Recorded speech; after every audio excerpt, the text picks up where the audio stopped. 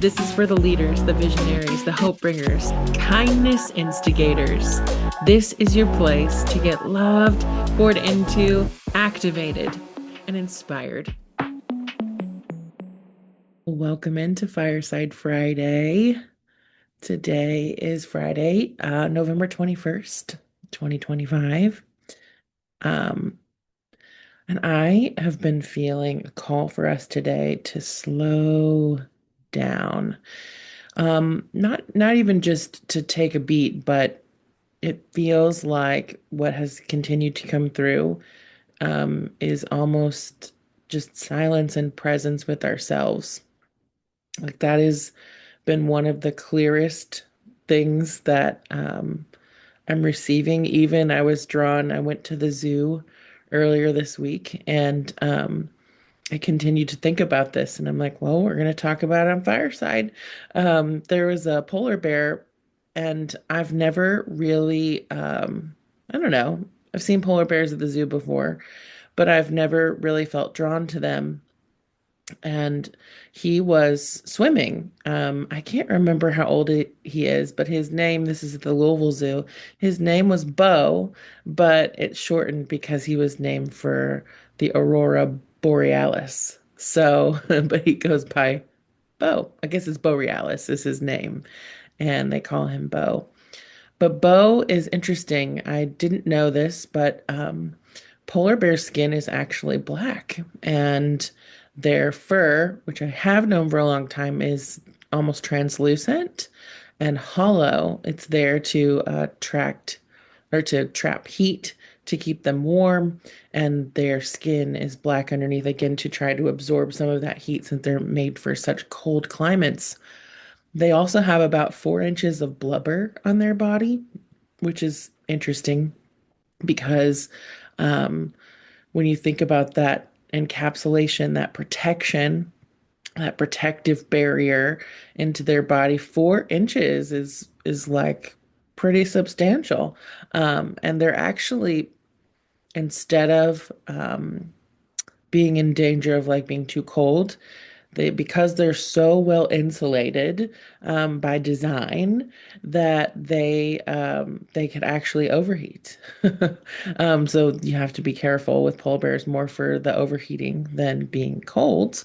Again, because of the way that their instincts, their bodies have been adapted to cold climate. They even also on their paws, they have like grippers almost for the ice. It's like their paws have like little pebbles. And I learned some of this because there was just kind of like a volunteer floating around, and she was informing us and telling us some interesting facts about the polar bear. And like I said, I've never been super drawn to them, but he was playing in the water with himself. He was like swimming almost like a figure eight. And he just looked really like he was having fun. And the other thing about them too is that they're actually really good swimmers. And if you're ever in a place where they're chasing you, good news, they're not made to run for very long periods of time. They can go up to about 20 to 25 miles an hour, which I am told matches about the average human speed. I don't know that I couldn't run 20 miles per hour, but I found a lot of comfort in that I wouldn't have to run a long time for a polar bear to give up if it really needed, if we really were in that kind of situation. It made me laugh because I was like, okay, well, I just don't have to have a ton of stamina. Now, if you're in the water, that's a different thing. They actually have a little bit of webbing in their paws, and they're really good swimmers. They can swim up to 100 miles a day. Like on average, that's pretty average. But they have been clocked and shown that they could do up to 250 miles a day, which I'm like, that's pretty impressive. I didn't know that this land creature could also be adapting to the water in this way, or what I perceive as a land creature. So here I have this polar bear. I also didn't know that they're pretty solitary. Most of the time, polar bears hang out by themselves. Unless there's food scarcity, then they might congregate together and join up forces. And then maybe if they have cubs, I think is what the volunteer said too. If they have like a little family, they made me more apt, I think, to be there for their young, but I don't know how long. And then we transition back. So, and that's again that message. I feel like similar. If you were listening to last week's, the owl reading came forward again for me, but almost for us as a collective, like it's really imperative right now. Yes, we have our community. Yes, we have our sounding boards. Um, but it's almost, we just need some solitary time, especially as we're headed into the holiday season, as we start to ramp up next week with Thanksgiving as well, that just having some time and space with you is going to be so imperative and crucial. And it doesn't have to be anything that you have to orchestrate. The impression and the intention I get to is just you could turn on some music and just simply breathe and be with yourself. Nothing else. You just don't have to do anything with that. Just, but really allowing yourself to be. And I think that that can feel challenging, especially the way that rationally that we've been taught is that by continuing to do tasks means that you're being productive because you have something, a product, something that you have created, something you can show for the time that you've put into something. But I really feel like what we're being called into is the reminder that actually slowing down will speed us up. I think for a lot of us, there is a desire to have really meaningful work and offers in the world, and things that we really want to bring that have a different flavor and that are saturated deeply with our own essence and intention and are fulfilling for us to bring. And if we aren't spending that time and space to dwell with our own knowing, our own instincts, just to be, we are robbing ourselves of that contemplation. It's almost like I get this idea too that we're a pot simmering, that there are things that need to come through and are craving to come through, but we have to get still enough to hear them. And again, it doesn't mean that you have to stop doing things completely, but there is this real call to that solitary, um, alone time is crucial right now. That's just what I keep getting is like, it is, you need to insulate yourself. You need to put some blubber around yourself, 4 inches of blubber, to take some time and space and to also trust. It's interesting today too. I had two cards for us today as well because it felt like a bookend to speak into different things, but still pointing, I feel like, back to just that remembrance of what we have just in who we are and having a body and being here in this space and time.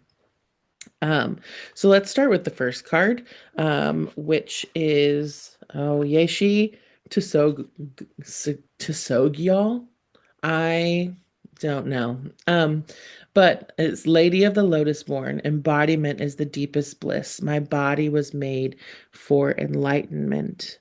Yishi represents a deep wisdom that has been much misunderstood. She is the ultimate spiritual wisdom that the human body is all that is needed for enlightenment. Yeshi was born a princess in Tibet in 777 CE. According to legend, she was born in the same way as the Buddha. A mantra resounded, and her mother gave birth to Yeshi painlessly. Her name means Wisdom Lake Queen because at the moment of her birth, a nearby lake doubled in size, symbolizing her tremendous wisdom, her waters of enlightenment. From a young age, Yeshi only wanted to practice the Dharma instead of getting married, but the Emperor of Tibet gave her to, we're going to call him Pad, who had traveled to Tibet from India to spread the Buddha's teaching. He became her main consort and husband, and together they each founded their own lineages of Buddhist teachings. She spent many years isolated in meditation and accomplished several cycles of tantric spiritual practices. She received esoteric initiations and became known as a fully enlightened Buddha in the form of an ordinary woman. She is also considered to be an incarnation of Vajrayogini, and her husband predicted that she would reincarnate as the legendary Tibetan Buddhist tantric teacher and yogini Maching Labdron. Sorry, I know that I'm butchering these. When your soul selects her card, well, hold on. Before I want to move, what really stood out to me right now, even as I read, her name means Wisdom Lake Queen because at the moment of her birth, a nearby lake doubled in size. So even with this too, Wisdom Lake Queen. Wisdom is not acquired quickly. It's something that usually is, it is that simmering. It is that um, letting things really rise up to meet you, to let things come full circle. And when I think about even drawing energy from the solitude of sitting by a lake, being reminded too of maybe it's sitting in nature, maybe it's drawing closer to yourself, next to a lake and taking the strength from the land. Also, to recharge feels important. And I love that it talks about how she isolated herself in meditation to deepen her work, to deepen her understanding. And so when your soul selects her card, it can be so easy to forget that everything we touch, everything we say, and everything we do is not separate from the divine. Yishi embodied one of the most potent spiritual truths. The female body is an asset to enlightenment, not a hindrance. The body is a vehicle to free us from the idea that there are any limitations to reality. Tantra, which weaves together the sacred and the mundane to reveal the spiritual nature of all things, allowed Yishi to realize that she was both an ordinary woman and an incarnation of the Buddha. We are both human and divine. We are both a mortal body and an eternal essence that continues on. The body too often can be the scapegoat for so much hate, distrust, and violence. The body holds infinite wisdom, pleasure, and possibilities. This is the moment to see your gorgeous body as the tremendous gift it is. It's the moment to realize that there's no greater intoxication than just being fully in your body from head to soul. Yishi is the call to remember the holiness of your flesh, the deep wisdom your body contains, and the temple you walk around in every day. And even in this, even doing some soft, gentle movement, really remembering too that perhaps the wisdom that we need as well, even through movement, even through connection, um, is or could be gleaned through that body, through that instinct, through your internal knowing. Um, Maybe too, one of the reasons that you are feeling blocked or like you don't have clarity around what comes next is simply because your body is waiting to be invited into what you're doing.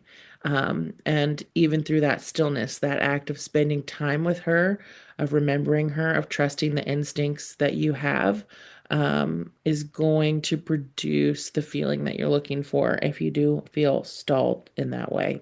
The other card that I have today, so we have got Yeshi or Yeshi Yeshi, um, which I think too. So embodiment is the deepest bliss. My body was made for enlightenment that will have that. The other two is Queen, or the second one is Queen Esther, the morning star. My ego is in service of my soul, and I trust my soul's divine timing. What I love about being pulled to both of these cards today is I felt like one of the biggest things that I know that I struggle with personally when I'm being called to stillness is that again feels counterintuitive. It feels um it feels counter rational. Because I think when we really do take the time and space to slow down, to find that stillness, to trust that we don't have to push up against the limitations that we've decided in our mind. Maybe we have a bill that we need to pay, we need to generate something between now and then. Sometimes I think, again, we put a lot of pressure on ourselves to create under that kind of pressure of scarcity. And I think the invitation again is to remember that that's all through the ego.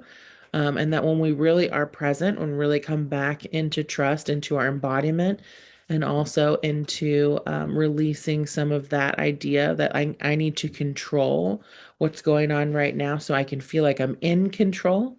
There's a level of surrender that gets to happen in this space as well, of being reminded it's not all on us. And in fact, like that would be so like not fun at all if it was, because I think there is such a gift in life when we remember that we're co-creating with the divine.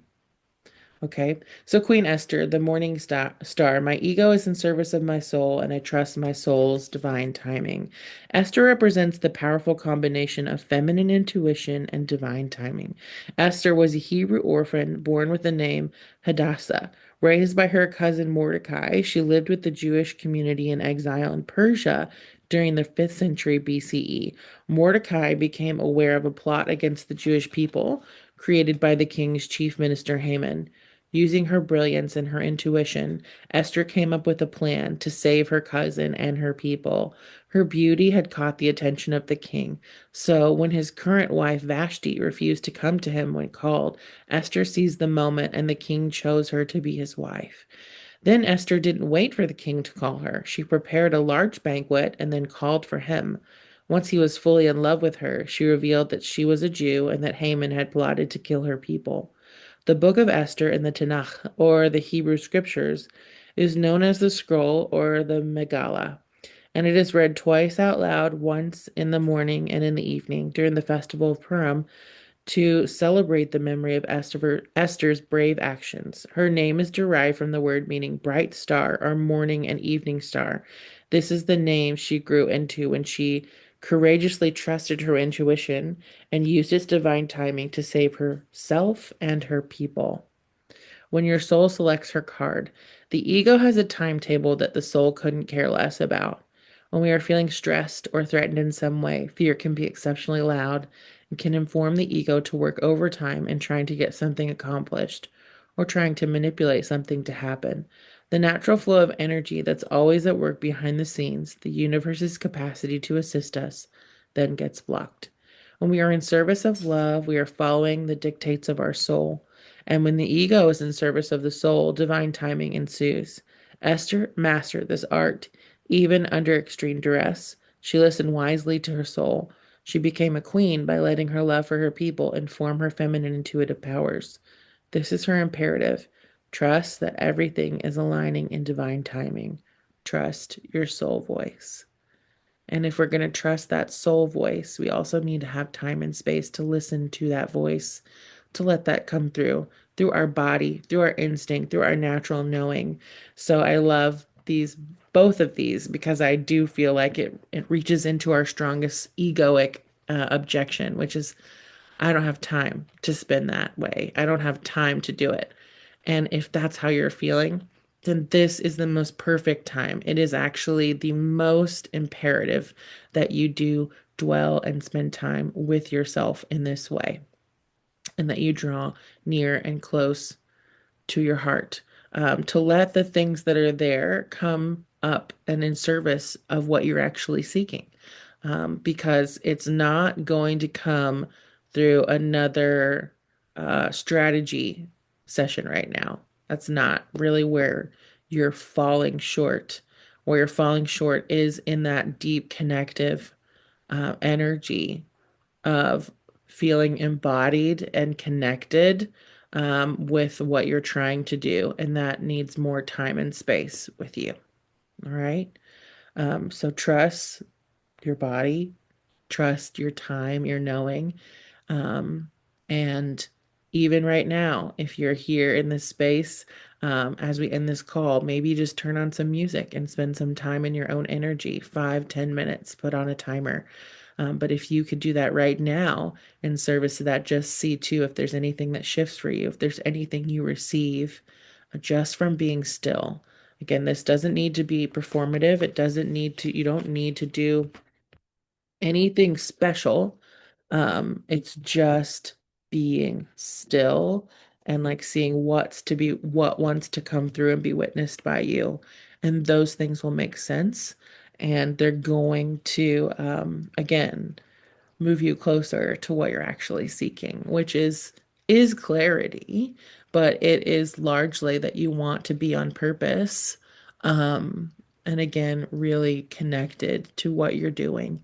And that comes from that simmering pot. So be a simmering pot. I'll see you next week.